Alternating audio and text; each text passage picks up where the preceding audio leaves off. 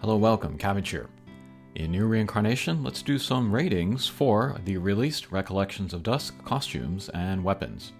Recollections of Dusk, up until recently, was my favorite game mode, and part of that was because it was so worth doing.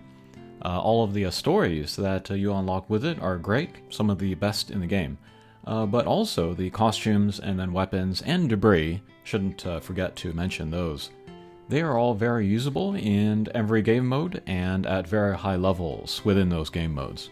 But we can put some ratings on here, maybe to show like which characters, which weapons are the highest priority, in case people don't want to do them all. But in order, I have the 6 released Recollections of Dusk characters there, and then under them I put units, costumes, which kind of serve a similar function. So real quick, Fio, she's similar to DM Griff. They're very good at finishing chains, doing lots of damage in especially PvE. Leon is similar to Abstract Demus in that they are tanky, but they don't really support the party. They just kind of stand there, they don't do a lot of damage, but they have character skills to put blind on people. That can be very useful if you are trying to get through difficult PvE. And then Demus, he's like a fire buffer, similar to Sino-Alice Noel. And then the last 3, they are all kind of like top tier attackers, and then they have kind of similar units that are limited time banner units. So this is very generous for maybe free to play or Dolphin players that can't pull the Hatcher a lot. They can get these guys to sort of step up.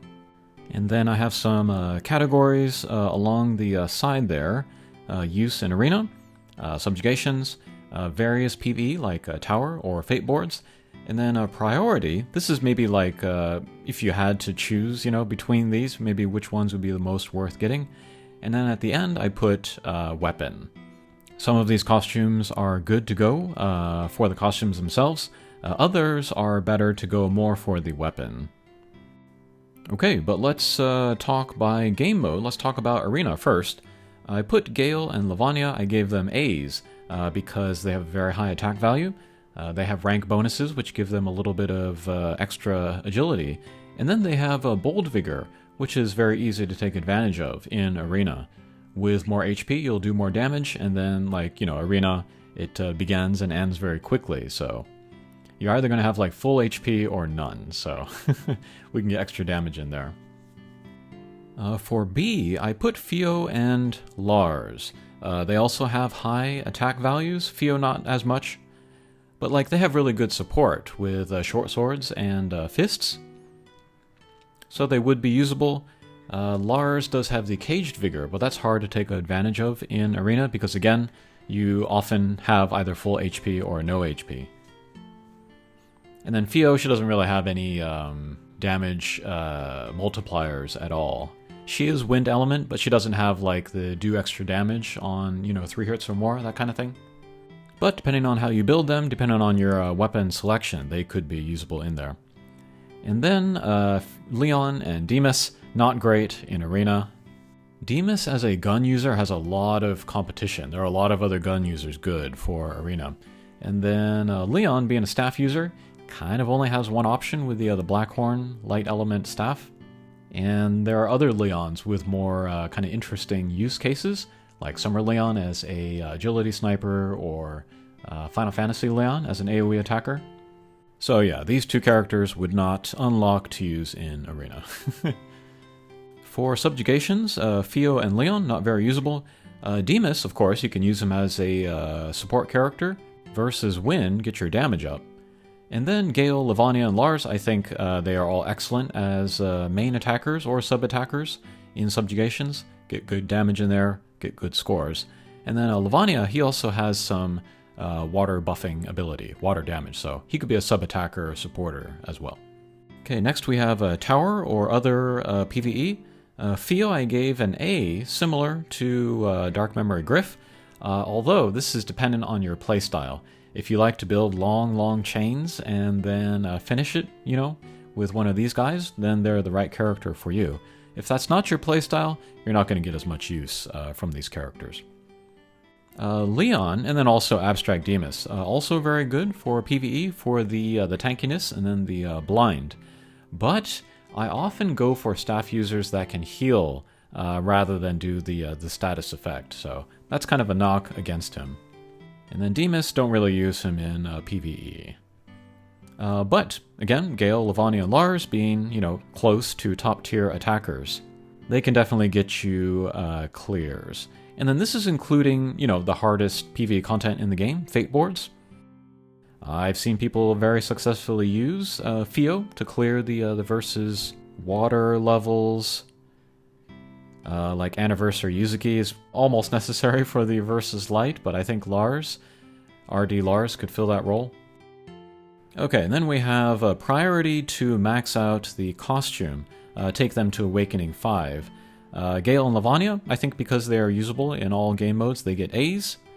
Lars is close to A, but because he has the Caged Vigor instead of Bold Vigor, he's a little bit less usable in Arena. And then Fio I give a B-. She's the only minus score on this chart. She's better than C, but she's not as good as Lars. If you needed an option, especially for the versus water, Fate boards, or towers, I think she's a great attacking option. And then Leon and Demas, I put them at C, they're kind of the lowest priority. But as we can see with weapons, Demas has an A for his weapon. So what you could do for him is that you could just go part way through hard and then ignore very hard. Kind of ignore maxing out the character, just max out the weapon.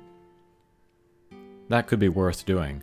But his A has an asterisk because it's a fire gun with, it's just a stat stick, so super high HP and defense. If you use a tanky gun user in Arena, like Anniversary Demas, Bloody Griff, or the new Summer Yuri, I think you really want that gun, even if characters get like stat bonuses from using, like a light element gun. The stats on the red, this fire element gun, are so high that they're going to give him better stats anyway. So yeah, if you like using those types of characters in Arena, then I would highly recommend maxing out the weapon for Demas. Fio and Leon, unfortunately, their weapons are not amazing. They're solid, not amazing though. But Gale, Lavanya, and Lars, they all have Blackhorn class weapons. So very, very worth doing the Recollections of Dusk for those. And then finally, let's talk about the debris. They're not listed here. I'll give them all B, I guess, but they give you 8% elemental resistance. Elemental resistance is very, very useful, and for some reason 8 feels a lot more worthwhile to use than 5, which we get from the Dark Memory costumes. But like the times that I use those element resistance debris the most is when I'm using somebody that is like going into a quest and they have like the element neutrality or element disadvantage. Like I will use Christmas Gale and then have her hold the Dark Memory Water Spear in a variety of elements, but if I can give her that debris to give her the element resistance to whatever I'm going against, that can really help her survive in there. So yeah, these debris are very, very useful.